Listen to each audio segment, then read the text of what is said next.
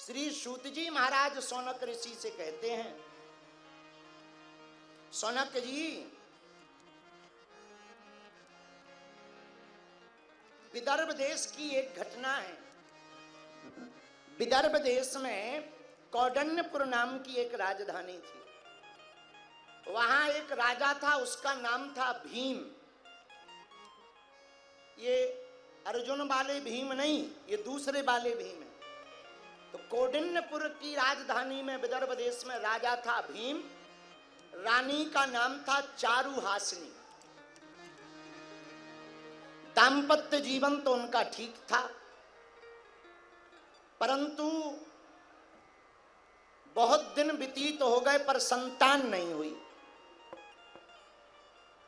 जब उनको कोई संतान नहीं हुई तो राजा ने सोचा कोई उपाय करना चाहिए। तो विश्वामित्र जी के पास गए, प्रणाम करके बैठे, बोले महाराज और तो सब ठीक है, मैं विदर्भ देश का राजा हूं, कौंडिन्यपुर मेरी राजधानी है, भगवान की कृपा से सब कुछ है, पर संतान नहीं है। बड़ा धर्मज्ञ हूं, पर दुर्भाग्यवश मुझे कोई संतान की प्राप्ति नहीं हो रही है। श्री विश्वामित्र जी बोले, राजा हमने तुम्हारे भाग्य को देख लिया, एक बहुत बड़े अपराध के कारण तुम्हारे संतान नहीं हो रही है। राजा बोला, महाराज संतान होवे ना होवे कारण बताओ, किस कारण से संतान नहीं हो रही। महर्षि विश्वामित्र बोले, राजन पूर्व जन्म में आपने भगवान गणेश का निरादर किया था, उसी के फलस्वरूप इस जन्म में तुम्हारे कोई संतान नहीं हो रही। ओहो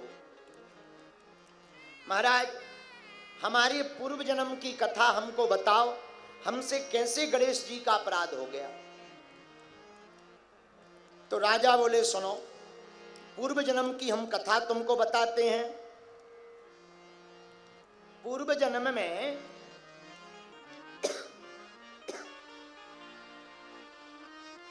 आप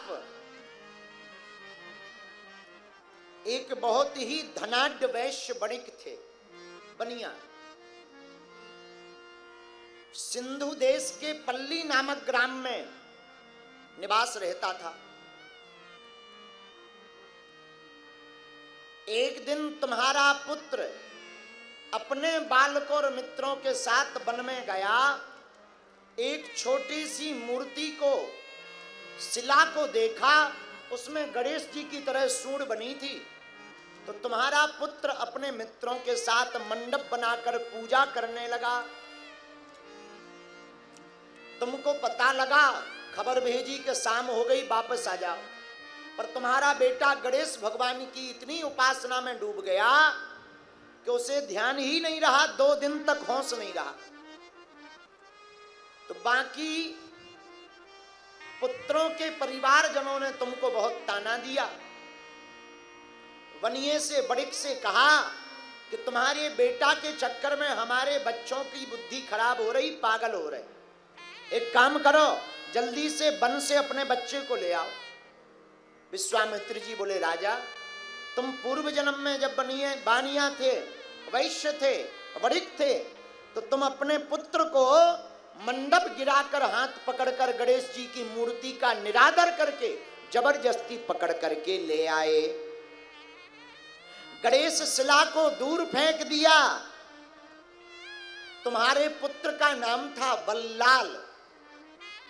तुम्हारा पुत्र बड़ा नाराज हो गया और हाथ जोड़कर बोला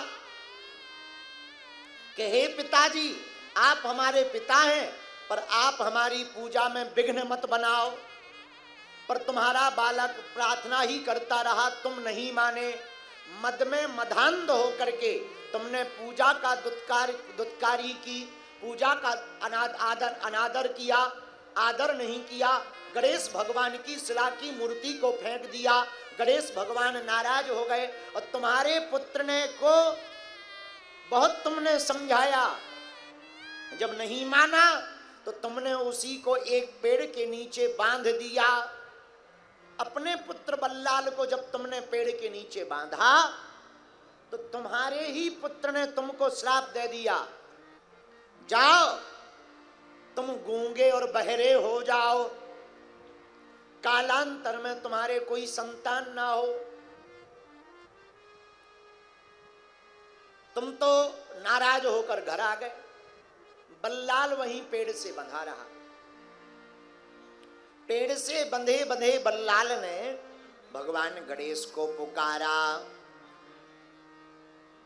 हे गजानन महाराज, गजाननम भूत गणादि सेवितम कपित जम्बू फल चारु भक्षणम उमा सुतम शोक विनाश कारकम नमामि विघ्ने स्वरपाद पंकजम। हे गणेश भगवान पधारो, हमारी रक्षा करो। हमारे पिताजी वन में पेड़ से हमको बांध करके भाग गए हैं, हम रोने लगे। विश्वामित्र जी बोले तुम्हारा बालक रोने लगा। जब बल्लाल बहुत रोने लगा उसी समय एक सुंदर ब्राह्मण आपके पुत्र को बचाने के लिए आ गया। उसने रस्सी को खोल दिया तो तुम तो घर वापस आ गए थे। पुत्र जब बंधन से खुल गया तो गणेश भगवान ने वहीं पर दर्शन दे करके तुम्हारे बेटा को कहा, जाओ आज से इसी पेड़ के नीचे हमारी पूजा होगी और हमको बल्लाल विनायक के रूप में पूजा जाएगा। बोलो बल्लाल विनायक भगवान की। राजा उसी दिन से भगवान गणेश जी बल्लाल विनायक के रूप में पूजने लगे। पर तुम जैसे ही घर आए तो तुम्हारा शरीर रोग से ग्रस्त हो गया। तुम्हारी पत्नी बड़ी रोने लगी। एक दिन तुम्हारी पत्नी ने अपने पुत्र बल्लाल से कहा, तुम्हारे पिता को बड़ा कष्ट हो रहा है, क्या करें? तब पूरी घटना बतलाई, जिसको सुनकर के तुम्हारी पत्नी बड़ी दुखी हुई। माता ने अपने पुत्र बल्लाल से कहा, बेटा पिता भी जन्मदाता है, उनको शाप से मुक्त कर दो, मैं तुमसे विनय करती हूँ। बल्लाल ने कहा, हे माँ, इस जन्म में तो हम कुछ नहीं कर सकते, पर हम तुम्हें एक वरदान देते हैं, अगले जन्म में तुम रानी बनोगी, किंतु तुम्हारा पुत्र बहरा और गूंगा होगा, दुर्गंध युक्त होगा, इस कारण तुम्हारे पति तुम्हें घर से निकाल देंगे। लेकिन अगर तुम एक गणपति भगवान के यहाँ पर जाओगी तो ब्राह्मण के स्पर्श के कारण तुमको सुंदर निरोग काया वाला पुत्र प्राप्त होगा। विश्वामित्र बोले, हे राजन, वही कौंडिन्यपुर नगर के निकट एक महावन में भगवान गणाध्यक्ष का एक मंदिर है, जहां पर आज भी गणेश जी विराजमान है।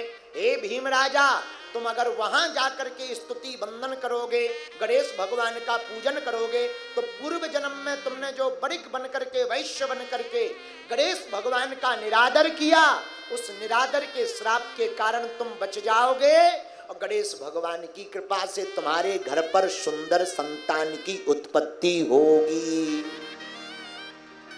राजा प्रसन्न भय। देखो, एक बात हम इस कथा में बता दें, काल की गति को कोई नहीं जानता।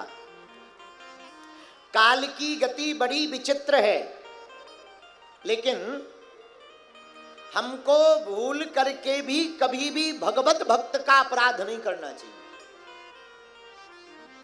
भगवान का अपराध कर लोगे तुम्हें महात्मा बचा लेंगे, पर अगर तुम महात्माओं का अपराध करोगे तो कोई बचाने वाला नहीं है। बोलो सीताराम।